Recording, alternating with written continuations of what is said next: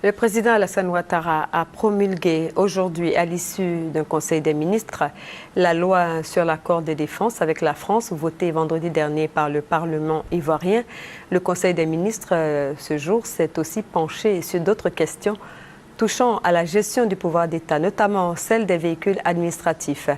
Quelques 1867 véhicules administratifs sont portés disparus. Information donnée au terme de ce conseil par le porte-parole du gouvernement Bruno Nabagné-Koné. Les précisions de Jérôme Kofi Abolin.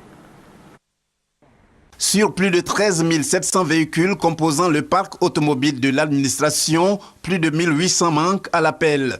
Une situation qui préoccupe le gouvernement, d'où la communication faite en Conseil des ministres ce mercredi 16 juillet 2014 en vue d'une gestion plus rigoureuse des véhicules administratifs. Il s'agit de faire ici une opération qui va permettre donc de retrouver ces véhicules qui sont dans la nature, mais surtout une opération qui va permettre de mieux gérer ce parc-là à l'avenir, d'avoir une gestion plus optimisée, plus sécurisé, plus efficace de ce parc qui est celui de l'administration. Les étapes de ce projet sont les suivantes. Premièrement, la réalisation d'une étude sur la maintenance des véhicules et l'évaluation des besoins.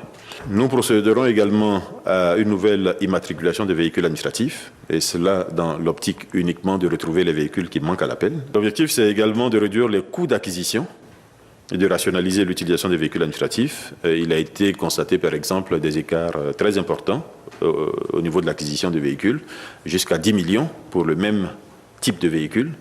Et puis, l'autre objectif, c'est d'élargir l'opération de sécurisation des véhicules administratifs. Il y a des moyens aujourd'hui modernes pour permettre cette sécurisation. En prenant donc cette mesure, le gouvernement entend œuvrer pour un changement de comportement de la part des utilisateurs des véhicules administratifs. Tout cela pour leur permettre de contribuer à la promotion de la bonne gouvernance.